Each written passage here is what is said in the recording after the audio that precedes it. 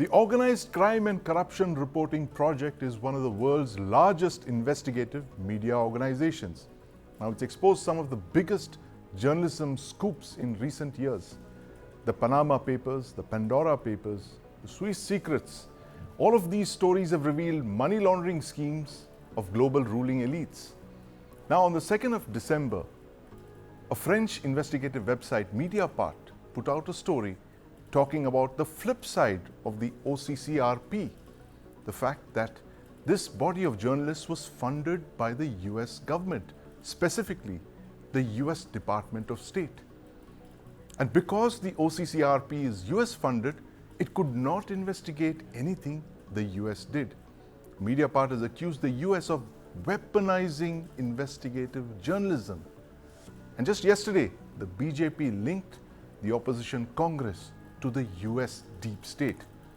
The BJP party handle on X accused the OCCRP of serving as a media tool for carrying out the deep state agenda, needless to say, against India.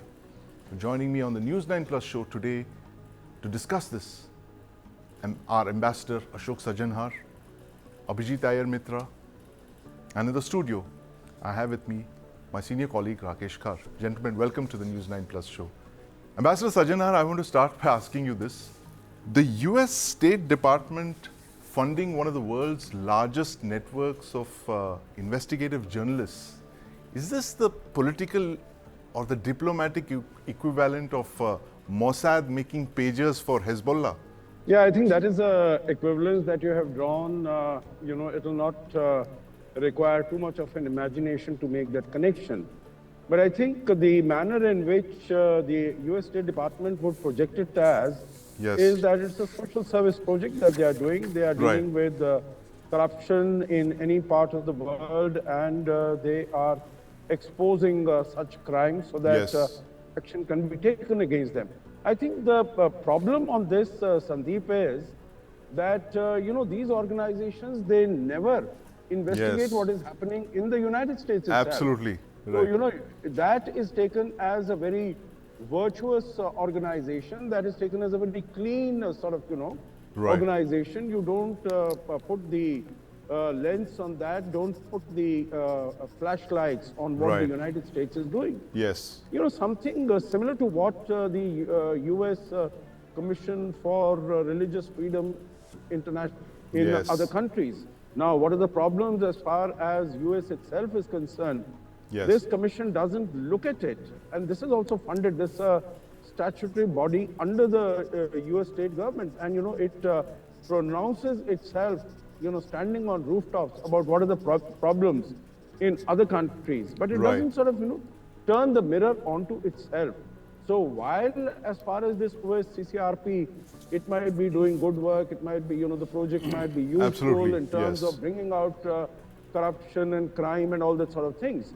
But it is only half the story, and then of course it meets the requirements and the needs of the US State Department. And it is used by the, as has been alleged, by the US deep state, and that is a fact that one cannot underline and emphasize often, that starting right from Salvador Allende in Chile, when the CIA toppled his government and got him killed, and so many other instances, and more recently in our own neighborhood. So many other color revolutions that have taken place in different parts of the world. That the US deep state has been involved in all of this, and maybe they use the OCCRP reports to that effect.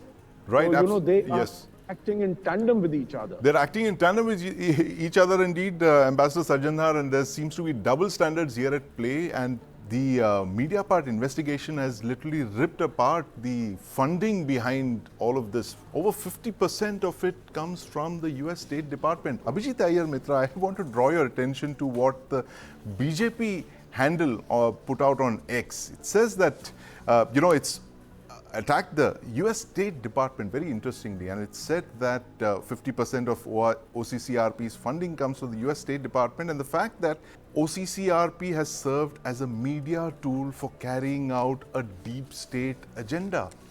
This is pretty much the language of the incoming Trump administration as well, Abhijit. You see some kind of signaling to the Trump administration that we are on the same page when it comes to the US deep state, or is it just going to be business as usual? So, Sandeep, the writing's been on the wall for a while. If you go through Elon Musk and Vivek Ramaswamy's tweets, the fact is that they're heading for a massive chopping of government. Right. I'd point out Elon's tweet saying NGOs can't be funded by the government at all. So all this NGO funding is going to go. All this unaccountable funding is going to go. Because there was absolutely, even Ford Foundation. Why do they need to give money to the Ford Foundation? Yes. To then pass it on to people that they like. Why can't they give it directly? So it was basically what it was proxy funding. Right. That we will give you funds for projects that we like. We won't do it directly. We'll give it to you and tell you who you have to give it to, basically, right?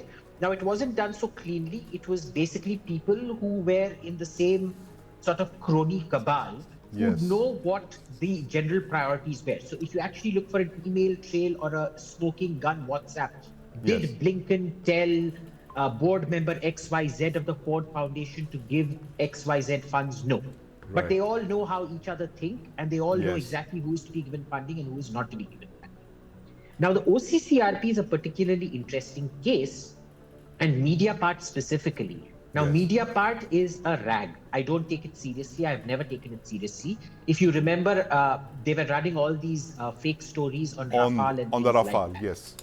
So and they were very much part and parcel of OCCRP. We need to remember that. Yes.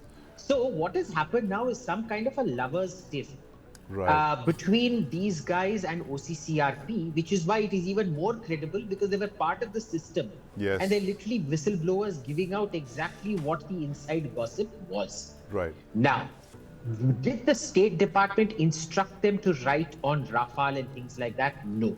But was it understood that they would talk about Rafale? There were other journalists in India who, for example, who were given scholarships simply for promoting an American competitor and so on and so forth in America. Yes. Right, in the Rafale deal. So this has been a long standing thing. And when somebody else offers you the scholarship, a university offers you a scholarship, then it technically doesn't fall under the FCPA. There's that very funny skit doing the rounds, aap kare to corruption, hum kare to lobbying. Right. So, it's very much like that. They find all these technical backdoors. Yes. For what is effectively corruption and regime destabilization and financial sabotage. Hindenburg, I'm sure if you check into why is it that a company that insists on transparency has no member of its board listed, no transparency on who its stockholders, shareholders, owners are? Why is that?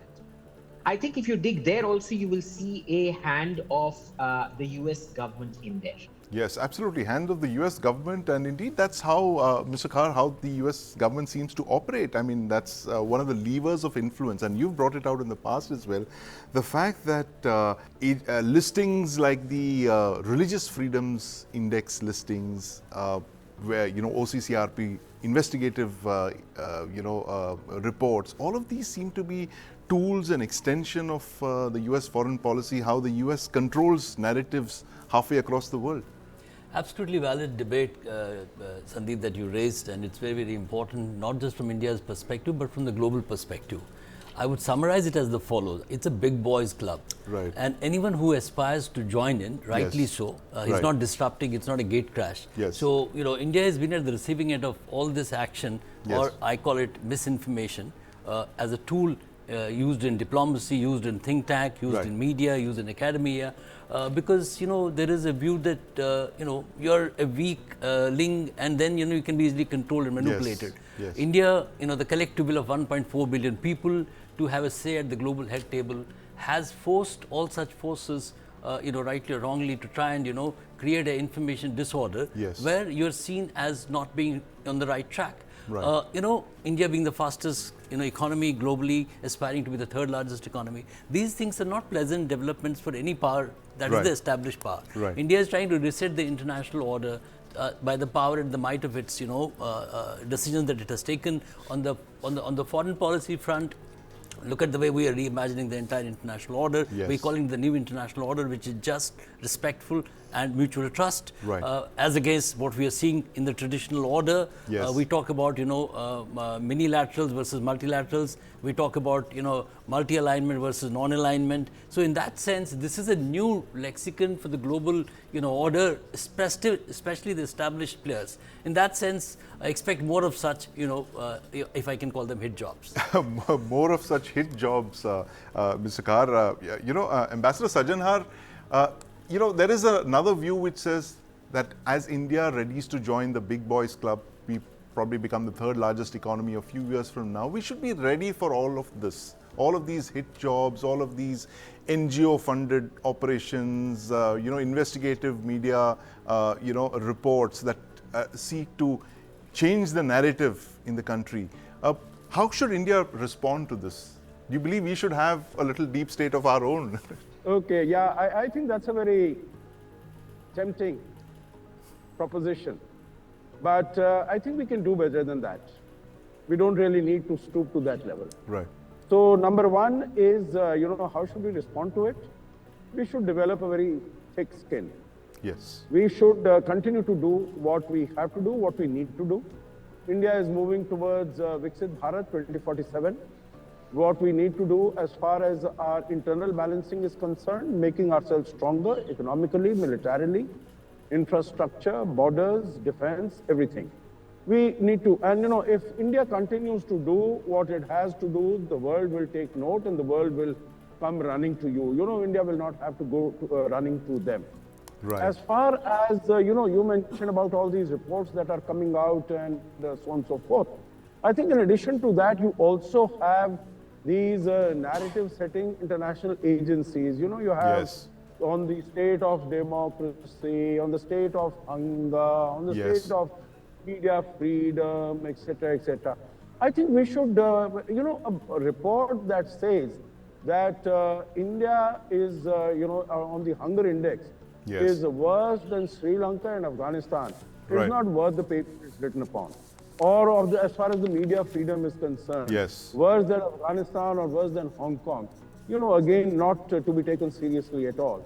And I think those who are India's friends and those who are our, partners, they will continue to work with us. They will not be Yes. dismayed or, have second thoughts as a result of these reports. So we don't need to do anything about that, but I Right. think we need to, rather than having some sort of such similar, developing our own deep state as I think in half jest, Yes. you suggested. I think we need to sort of, come out with authentic reports. Yes. And authentic examination of all these issues that is taking place, and in an unimpassioned manner. Yes. And come out, of course, it's not that India is perfect. India's media is perfect, or India's, whether it is hunger index, etc., nutrition issues. Bring out those issues also. I don't think we need to. Yes. We are a developed economy. We are doing very well. We are sort of, in terms of hunger, the manner in which 800 million people are being fed with grains since 2020. I think this is no mean achievement. Absolutely, So I the think largest, yes. I mean, they're very, very significant achievements, Ambassador Sajanar. But, Abhijit, I must ask you this. Should India develop a thick skin? Are all of this par for the course? The fact that you will have all these reports, you will have NGOs targeting you, you will have these narratives being crafted. How do you handle it? See, a thick skin is a very personal thing. A rhinoceros can have thick skin. A human being can have thick skin. Yes. States Right. have to think about assaults on the state which are non-conventional, Yes. and they have to prepare for them. They have to preempt them. Yes. Right. The problem is sometimes we ourselves are so completely compromised. We have so Yes. much of our own state working for the deep state. So, for example, why is it that our own consulates in Canada keep giving visas to known Khalistanis? Right. For example, this guy Nav Bhatia or Nav Bains, who's the Montreal big fan of their soccer team. he sponsored the genocide resolution. Why was he given a visa to come here and celebrate his daughter's wedding at a luxury hotel in Jaipur?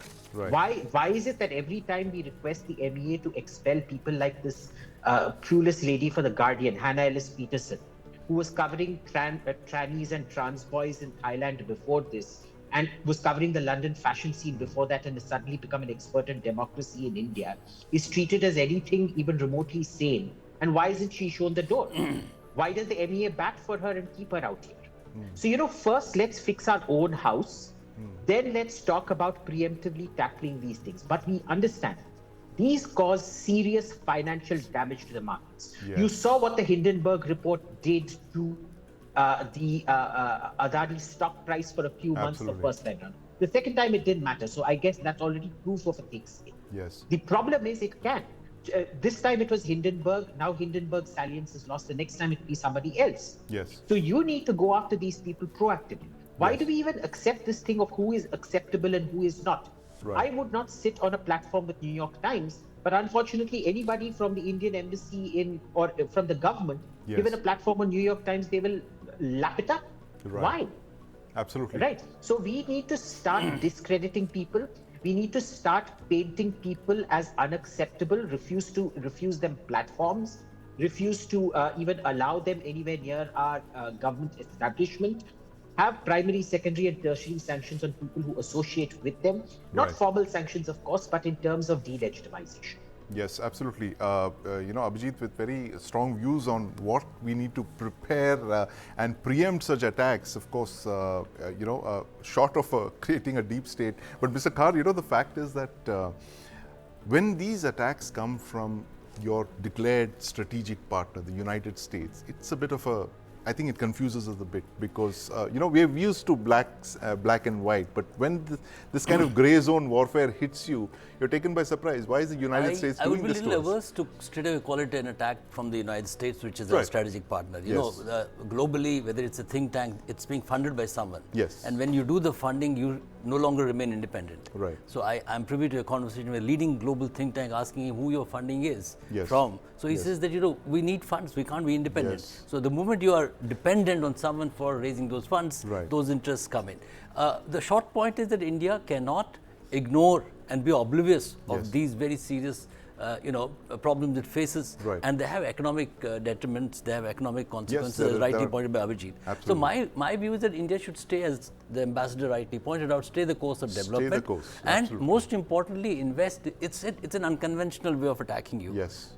So how do you deal with it? Information is the zone. It is the arena. The information highway has to be flooded with the right amount of data. See, unfortunately, India is still to invest in the right amount of data. Our data purity, data processing, data science is not of the highest order. We accuse China of being completely impure on that front, but we need to really cover up ourselves. So once, like this 80 crore people being fed with, meals, though I'm economically against that as a student of political economy, I think it derails our fiscal maths very badly. But having said that, it is a fact, and there is a delivery mechanism which confirms that that money is going out. Despite that, if we are shown as being very poor on the hunger index, we need to call it out. So invest in data, invest in proactive articulation, invest in factual articulation, and most importantly, depoliticize it. I think each state has a role to play. It's not just the center. When such data do come out and malign India, it is not just Delhi. It is all states which are actively involved in the India growth story.